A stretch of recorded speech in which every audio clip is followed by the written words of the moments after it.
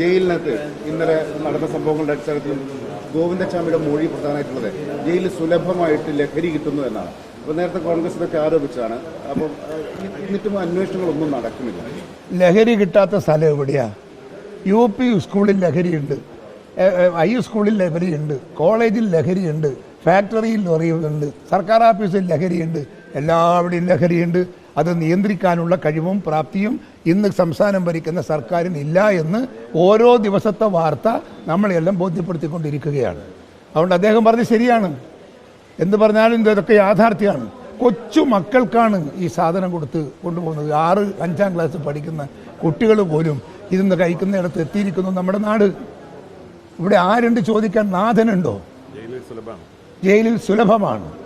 ജയിലിൽ എല്ലാ കാലത്തും ഇപ്പോഴടുത്തൊന്നുമല്ല, ജയിലിൽ ഒരുപാട് കാലമായി ജയിലിൽ ഇത് സുലഭമാണ്. ബന്ധമുള്ള ആളുകളാണ് കൂടുതൽ ജയിലിലുള്ളത്, കണ്ണൂർ സെൻട്രൽ ജയിലുള്ളതെന്നും അതുകൊണ്ട് അത് പാർട്ടിക്കാർ തന്നെയാണ് എത്തിക്കുന്നതെന്നുള്ള ആരോപണങ്ങളൊക്കെ ആരെടുത്ത് അതൊക്കെ സർക്കാർ അന്വേഷിക്കേണ്ടതല്ലേ?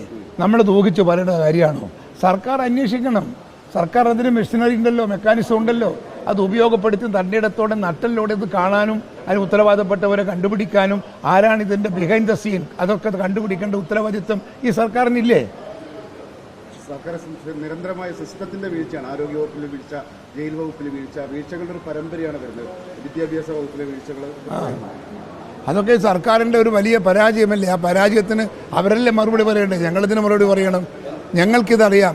ഞങ്ങളിത് പറയാൻ തുടങ്ങിയിട്ട് കാലം കുറയായി. അടുത്തൊന്നും പറയാൻ തുടങ്ങിയതല്ല. ഞാൻ തന്നെ ഇത് ആദ്യത്തെ സ്റ്റേറ്റ്മെന്റ് ഇറക്കിയിട്ട് 1.5-2 കൊല്ലമായി എന്ന് എനിക്ക് തോന്നുന്നത്. അന്ന് മുതൽ ഞാൻ ഇതിനകത്ത് പറയുന്നുണ്ട്, ഈ പറയുന്ന എല്ലാ തരത്തിലും പുതുതലമുറയെ വഴിതെറ്റിക്കുന്ന സമ്പ്രദായം നമ്മുടെ നാട്ടിൽ ഇപ്പോൾ ഒരു സ്ഥായിയായ രൂപവും ഭാവമായി മാറിയിട്ടുണ്ട്.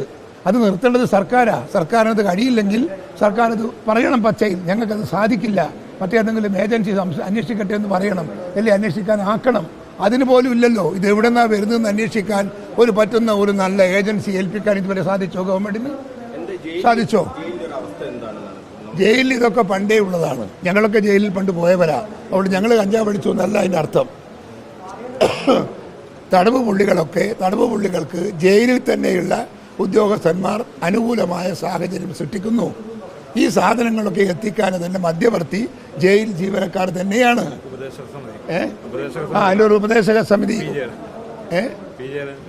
ഉപദേശക സമിതിയുടെ ചെയർമാൻ P. ജയരാജനാണ്. അവർ യോഗം ചേരാറുണ്ട്. അവർക്കിതെല്ലാം അറിയാം. എന്തുകൊണ്ട് അത് നിർത്താൻ സാധിക്കാത്ത, നിർത്തേണ്ടുന്ന നിർദ്ദേശങ്ങൾ അവർക്ക് സർക്കാർ നൽകുന്നില്ല? അവരോട് ആലോചിക്കണം. അതുകൊണ്ട് ഇതിൽ വേറെ ആരെയും കുറ്റം പറഞ്ഞിട്ട് എന്നാന്ന് ഇയാളെ പേര് പറഞ്ഞ് ഗോവിന്ദ ചാമിച്ചേരിയൊന്നും ഉത്തരം പറഞ്ഞിട്ട് കാര്യമില്ല. ഇതൊക്കെ അദ്ദേഹത്തെയൊക്കെ സൃഷ്ടിക്കുന്നത് സമൂഹമാണ്, സാമൂഹിക ജീവിതമാണ്, സാമൂഹിക വ്യവസ്ഥിതിയാണ്, സാമൂഹിക ചർച്ചയാണ്, സംവിധാനമാണ്. അതിന് തിരുത്തേണ്ടുന്നത് സർക്കാരാണ്. സർക്കാരിന് ചെയ്യാൻ സാധിക്കാത്ത കഴിവുകെട്ട ഒരു സർക്കാരിൻ്റെ മുമ്പിൽ ഇതിനൊന്നും മാറ്റമുണ്ടാകുമെന്ന് ഞങ്ങൾ ആരും പ്രതീക്ഷിക്കുന്നില്ല. അതിനൊക്കെ പിന്നിൽ ശക്തിയുണ്ട്. ഇല്ലെങ്കിൽ അയാൾക്ക് എങ്ങനെ കയറാൻ പറ്റുന്നു? ഒറ്റ കൈയിൽ എങ്ങനെയാണ് മേലെ കയറുന്നത്? ഒരു കാലം വെച്ചിട്ട് കയറുമോ മേലെ? ഒരാൾക്ക് കയറാൻ കഴിയില്ലല്ലോ. അപ്പം ഉണ്ടാവാനുള്ള സാധ്യതയാണ്. ഞാൻ എൻ്റെ സാമാന്യ ബുദ്ധി പറയുന്നത്, ആരുടെയോ ഒരു സഹായം അദ്ദേഹത്തിന് ജയിലിനകത്ത് കിട്ടിയിട്ടുണ്ട്. ഇല്ലെങ്കിൽ അത് ചാടി പറയാൻ കഴിയില്ല.